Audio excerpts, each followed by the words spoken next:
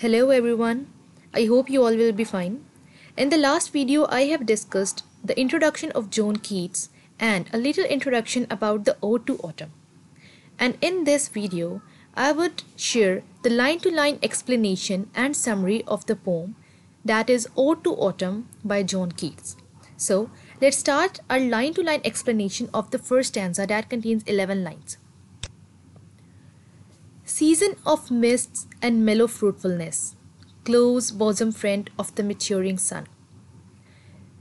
Mist means a cloud of tiny water droplets. Mist का मतलब होता है धुंध या जो ओस गिरती है उसको हम मिस्ट बोलते हैं. मेलो मीन्स माइल्ड या राइपेंड. बॉसम का यहाँ पर बेस्ट फ्रेंड का मतलब लिया गया है. And maturing means fully grown यानी सूरज पूरी तरह से निकल चुका है. अब इस लाइन का क्या मतलब है? In these two lines, poet says that autumn, the season associated with mist and a general sense of calm abundance, you are an intimate friend of the sun, whose heat and light helps all these fruits and vegetables grow. अब यहाँ पर John Keats ने एक बड़ी प्यारी बात कर दी है कि फ्रेंडशिप होना तो it's a trade off human beings. Humans एक दूसरे के दोस्त बनते हैं. ये एक इंटीमेट रिलेशन है जो कि सिर्फ ह्यूमन बींग्स के दरमियान ही बनता है. बट बड़ी अजीब सी बात है कि पोइट ने सूरज को और ऑटम सीज़न को आपस में दोस्त कह दिया. इसका ये मतलब है कि ऑटम का जो सीज़न है जिसके अंदर मिस्ट होती है और बड़ा ही एक सुकून वाला मौसम होता है, तो वो जो ऑटम है, you are an intimate friend of the sun. अब क्यों उसने उसको दोस्त कहा है कि सूरज की जो आबोताब है, सूरज की जो हीट है, उसकी लाइट है, वो ऑटम में उगने वाले उन फ्रूट्स को और वेजिटेबल्स को ग्रो करने में हेल्प करता है. यहाँ पर पर्सोनिफिकेशन का यूज़ किया गया है. The poet personifies the autumn season and the sun by calling them friends, as if these abstract things are humans with intimate relations. जैसा कि मैंने अभी ही इस बात को एक्सप्लेन किया है कि ये ह्यूमन ट्रेट है, बट फिर भी पोइट ने इसको पर्सोनिफाई किया है ऑटम और सन को. Keats had used end rhyme in this poem, such as in the first and second lines of the first stanza, the rhyming words are fullness, bless, sun and run. यहाँ पर rhyming use की गई है.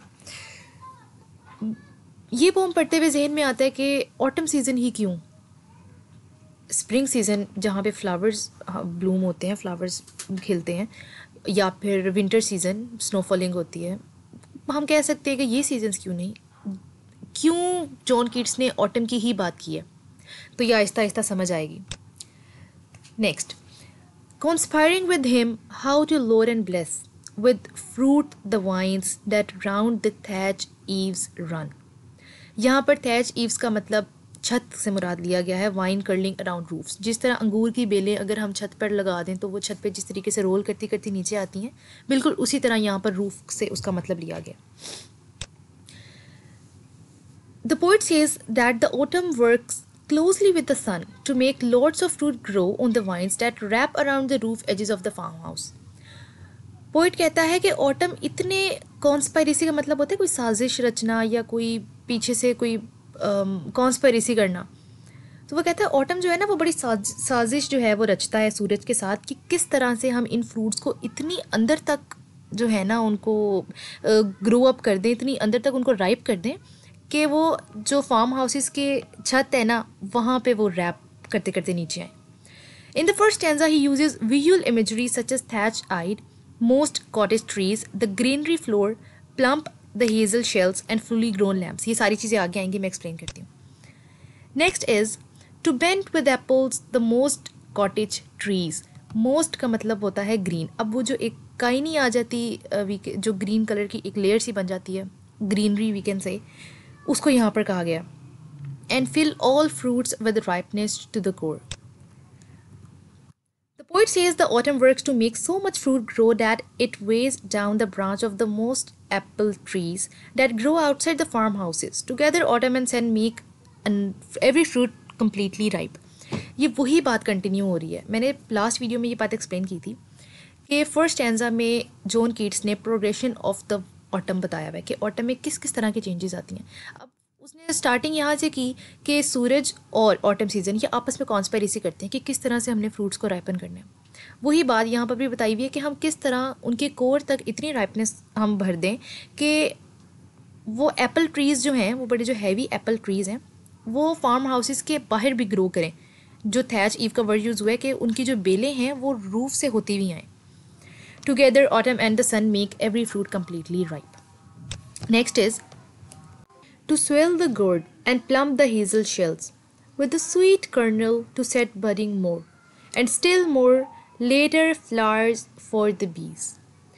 Gourd is a fleshy large fruit, pumpkin को बोलते हैं, and plump means full rounded shape, यानी कि वो उसको भर देते हैं या उसको फुला देते हैं. Hazel ये एक kind of fruit है, kind of nut है, आगे इनकी पिक्चर्स आएंगी. Kernel यहाँ पर ना kernel means a softer part of a nut, coconut को भी कह सकते हैं. To set budding more and later means के इन्वाइट करते हैं, बीज को इन्वाइट करते हैं फ्लावर्स के लिए. Gourd is like this and hazel shells इस तरह से होते हैं. अब इस इन लाइन्स में पोइट हमसे क्या कह रहे हैं? The autumn makes gourds swell and hazel shells grow fat with the sweet nut inside and makes the flowers grow new buds. यहाँ पर बर्ड्स का मतलब है कलियाँ.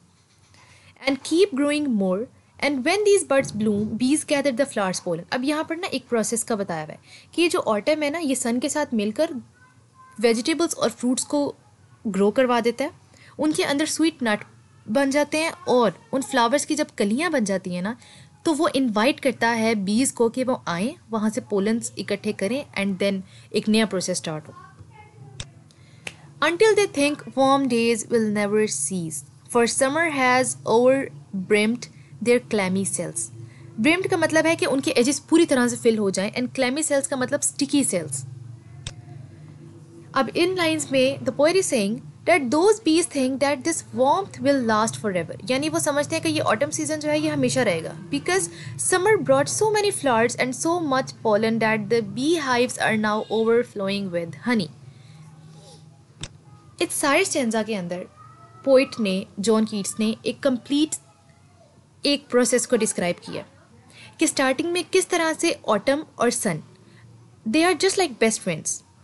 वो फ्रूट्स को ग्रो करवाएंगे, क्रॉप्स को राइप करवाएंगे हार्वेस्ट से पहले, और उसके बाद क्या होगा कि जब उनके सीड्स बनेंगे, वो सीड्स गिरेंगे तो फ्लावर्स बनेंगे and when the flowers blooms तो उन पे जो कलियाँ बनेंगी, जो बडिंग होगी, वहाँ पर बीज आएंगी और वो वहाँ से एक नया प्रोसेस स्टार्ट करेंगी and they think that summer can last forever as they buzz around the flowers.